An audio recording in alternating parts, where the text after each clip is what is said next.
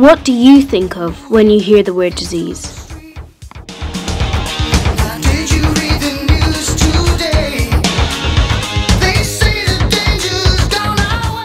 What about the diseases in the world today?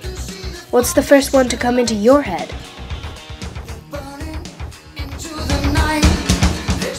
Ebola, HIV, diabetes, cancer? Although chronic problems, these diseases are actually nothing compared to the bloodthirsty monster of an illness that is still ravaging our world to this day.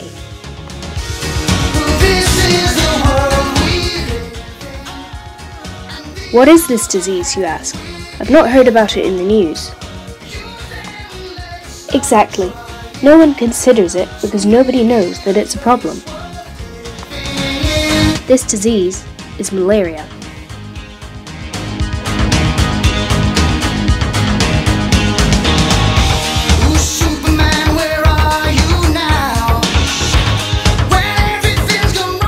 Although a huge problem directly affecting around 200 million people globally per year, malaria still manages to evade the attention of the media and Western population. Huge news flashes about Ebola and cancer breakthroughs rock our screens, while malaria silently kills another jetload of children.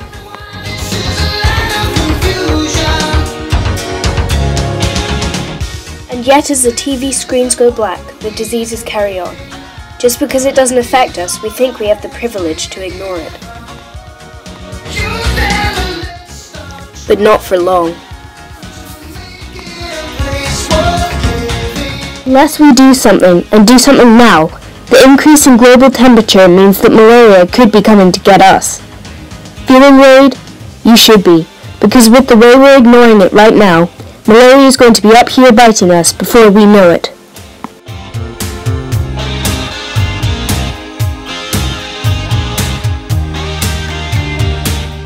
Originally developing from primates in Africa, malaria lost no time in infesting every continent but Antarctica.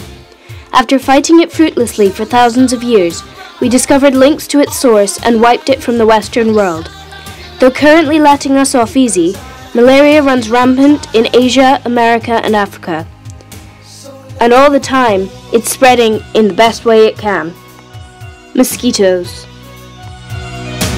Puny little suckers. Whoops, sorry. The Anopheles mosquito has successfully elevated itself to the deadliest creature on our planet. Due to the successful cycle of parasite transfer, 600,000 people die from infected mosquito bites a year.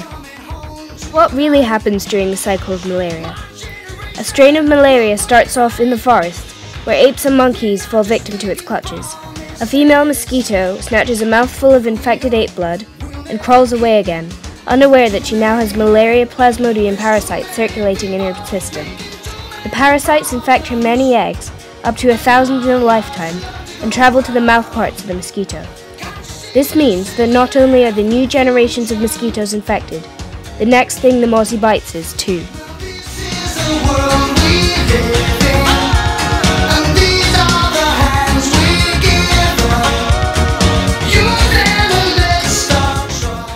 And the worst thing is, malaria is just about the most horrible disease you can imagine. Forget your everyday nosebleed or stubbed toe. With a host of symptoms to literally make your blood boil, malaria is not the average ailment. Initially flu-like, it quickly develops from fever, sweats and chills, headaches and vomiting, to diarrhea, muscle pains, organ failure, dehydration, shock, jaundice, edema, ARDS, hypoglycemia, and many other horrible symptoms. In extreme cases, it can lead to severe anemia or develop into cerebral malaria.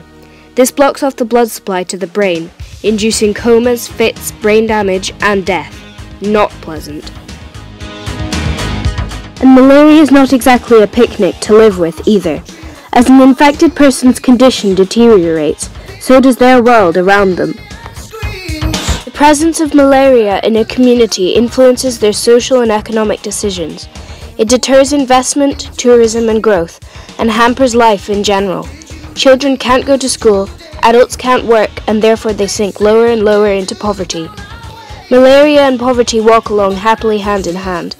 Estimated to cost Africa $12 million per year, is both a root cause and a consequence of poverty, and we can't tackle one without tackling the other.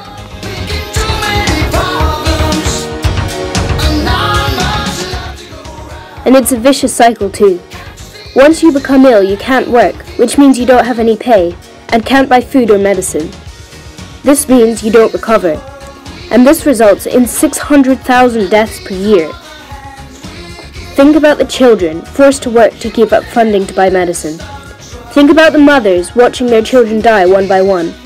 Think about the farms grinding to a halt, the starving orphans, the overworked doctors trying to keep so many others alive. Because it's not just one death, it's 600,000 per year. That's 1,644 in a day, 68 in an hour, 1 in a minute. Somebody dies from this disease every 60 seconds. That's 5 people since you've started watching this video.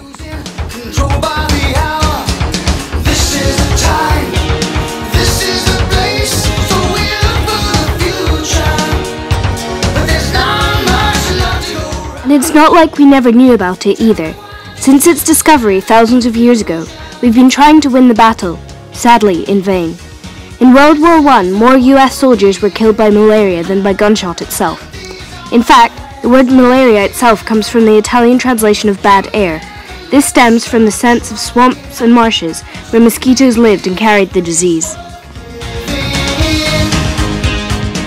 At this time, we still had no idea what caused the disease and how to stop it. Malaria raged over much of the world. Was it caused by bad smells? Was it waterborne? It was only when Ronald Ross, a doctor in India, chanced upon some papers that would save millions of lives. His ideas were laughed at. Mosquitoes? Really? But Ross persevered and fed the mosquitoes infected blood, watching in wonder as tiny parasites migrated to the salivary glands, mutating and destroying red blood cells. So now we knew where malaria came from. How on earth were we supposed to stop it?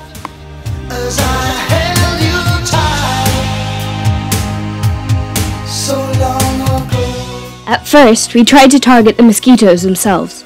Breeding grounds were set alight and destroyed with burning oil. Rivers were drained to suffocate the larvae. This worked for some places, including Rome and Florida. Huge amounts of cheap insecticide, known as DDT, were sprayed everywhere, killing mosquitoes by the million.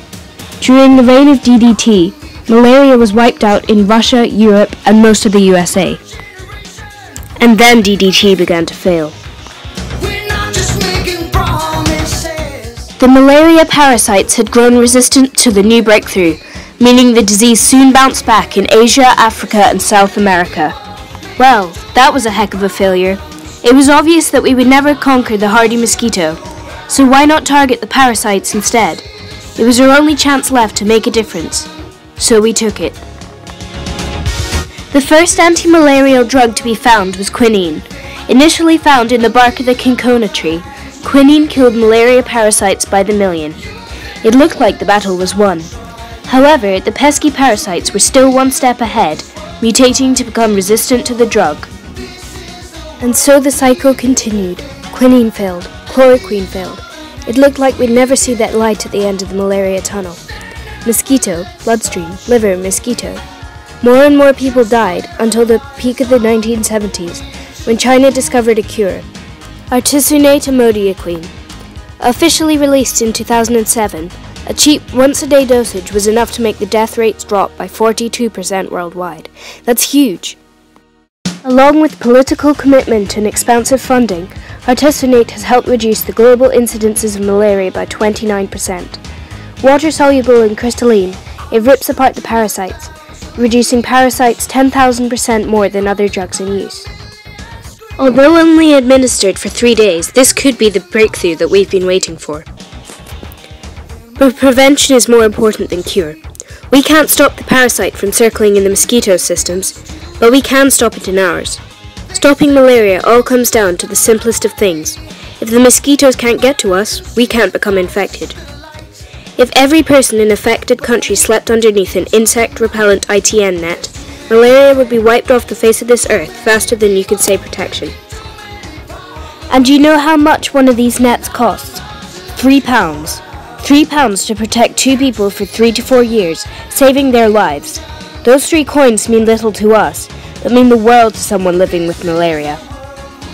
So come on, it's £20 to fund vaccine research, £3 for a life-saving ITN net. The end is in sight. If everybody knew about malaria and if everybody donated, lives would be saved all over the world. We've almost conquered the beast. The rise in cases is slowing down. We're getting there, slowly but surely. A future without malaria is in sight. If we give one final push for victory, maybe there won't be any orphans. Maybe there won't be overflowing hospitals. Maybe there won't be working children, dying parents, helpless patients. Because this is the world we live in, and it really is worth fighting for. If we give one final push, perhaps we'll win this war. Let's use what we have and put a stop to malaria forever.